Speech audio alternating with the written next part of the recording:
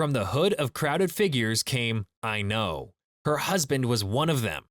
Welcome to the Twisted Pint Tavern. Today we're visiting r/D&D for part 2 of what are the best plot twists of your campaigns. This happened in our last session. We were accused of the murder of the mayor's son and thrown into a pit with other people. The mayor says that one of us is a doppelganger that killed his son, and if we don't figure out who the doppelganger is, we'll all die by midnight. Long story short, after talking with all the prisoners and piecing together various clues within the pit itself, we figured out that there was no doppelganger at all. The mayor's son was killed on purpose because he was a political embarrassment and he was up for re-election while being backed by the Church of Joaquin. We were just the fall guys at the wrong place at the wrong time, and the other prisoners either knew too much or were undesirable. When we escaped, a second twist happened.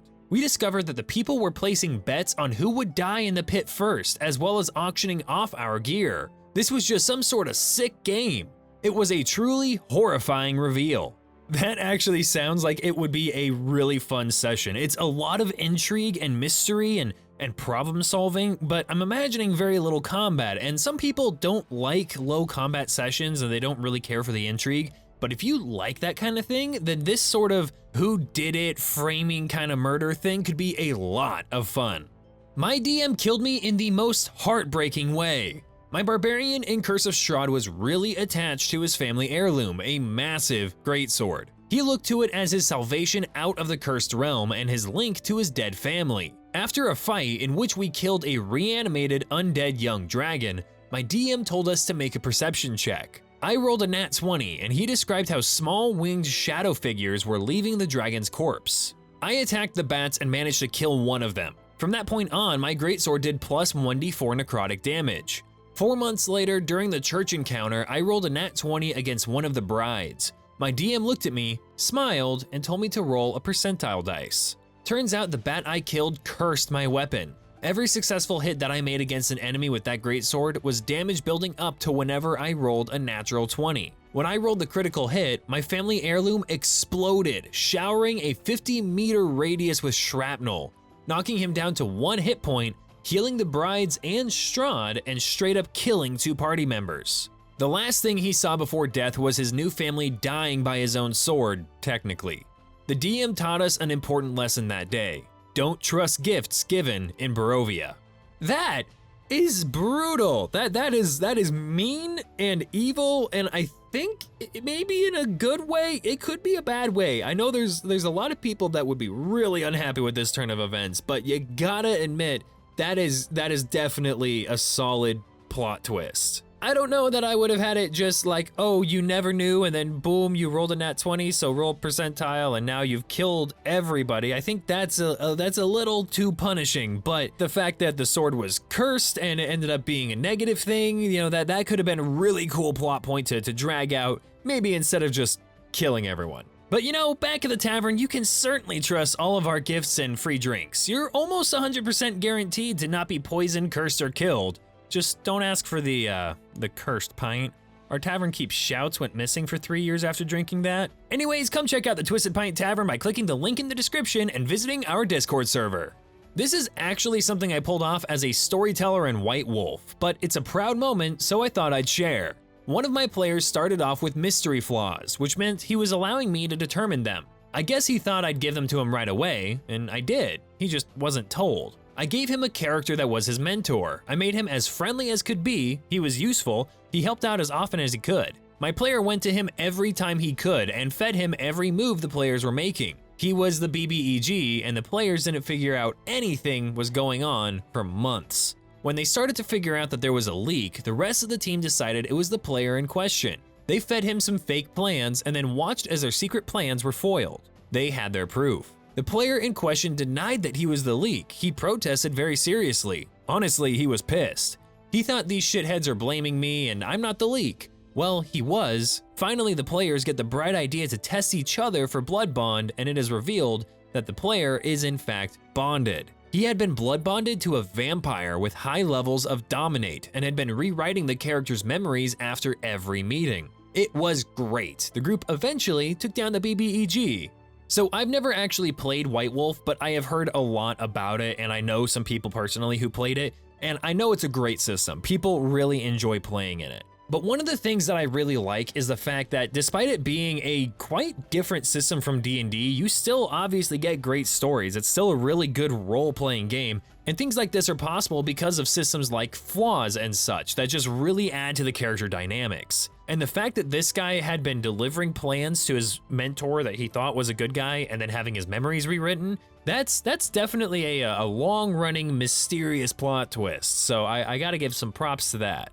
I once had the players working through a campaign on behalf of the captain of the King's Guard, Lyra. She was their point of contact, and when the king mysteriously died, she led the investigation and, with the assistance of the PCs, discovered clues leading to the arrest and execution of the king's advisor. She was made the de facto ruler until the heir could come of age, sent the players out on an epic level quest, raided the city vault, stole all the magic items, and revealed herself to be the right hand of an enemy nation. She then began summarily executing everyone. There were some pretty blatant clues, but the players all thought that the evil vizier must have planted them to make Lyra look bad.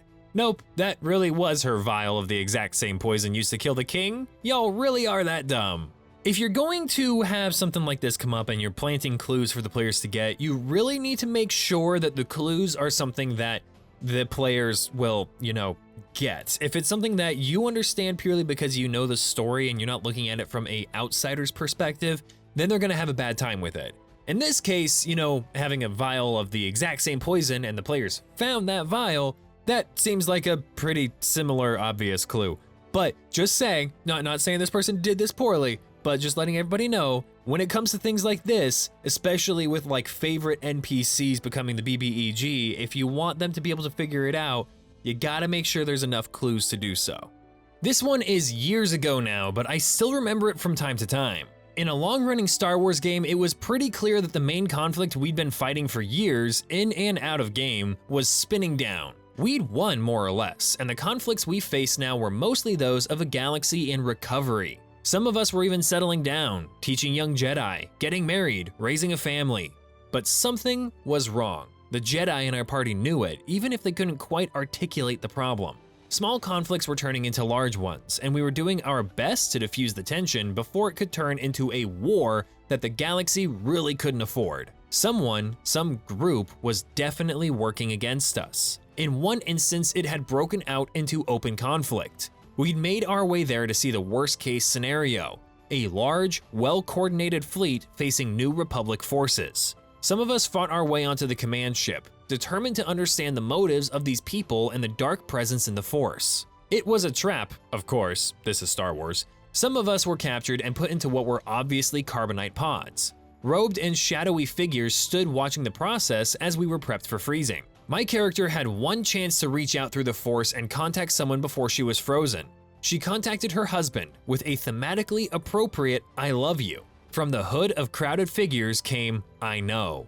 Her husband was one of them. They got frozen in carbonite at that moment. I can only imagine the expression on my character's face. I'd suspected, but my character had no damn idea.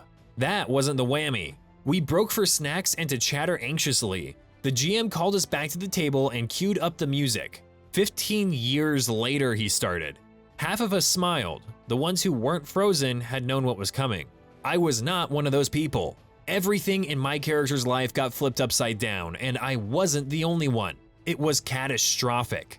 The galaxy had gone to shit. Her kid didn't remember her. Everything was awful. It was 15 damn years. In all my years of gaming, before and since, I have never been so blindsided by an event in-game. I still mutter 15 years at the GM like some sort of curse. He just laughs. Ah, the good old times, Skip. Yes, we all encounter it at one point or another. It sucks. It's cool. It can be a really cool plot point. It can be really, really fun. And like from a story perspective, it is great. And the way that this was done where you guys are like, we've won, we've done the thing, and then you go and you get kind of put in the carbonite freezing chamber, and then you wake up 15 years later and everything's gone to shit again. Like, that's a really cool story, and I really, really like that. But the time skipping aspect of that can really mess up the immersion with somebody's character if they're not really like wanting these things to change. And you don't always get control over everything that changes, but you know what I mean. Like the 15 years forced change can really pull someone out of their character. So be really careful with it. my advice would be to tell the players that this is probably happening ahead of time. Say, hey, I'm not gonna tell you how, I'm not gonna tell you why, but we're looking at a time skip. Is that okay? And if they say go for it, great, do it. If they aren't really wanting to do that and they say they'd rather start a new character after the time skip, maybe work with them on that. But with that, we're going to wrap up today's video. Thank you guys so much for watching. If you enjoyed these D&D plot twists and you have some awesome plot twists of your own, make sure to let me know in the comments or by joining the Twisted Pint Tavern Discord server. You can do that by using the link in the description, and we talk all things D&D there. We've got story sharing channels and all that stuff. Also, don't forget to check out the Definitely Not a Mimic podcast with me, Crow, and Loot Goblin. We did our first episode last week, and we should have another episode coming out today with a couple guests, so that's going to be exciting. But anyway, thanks again, and I'll see all of you wonderful people in the next video. Plot twist the video. No, I did that bit last time for the last plot twist video. Yeah, I got nothing. I got nothing. Have a good one.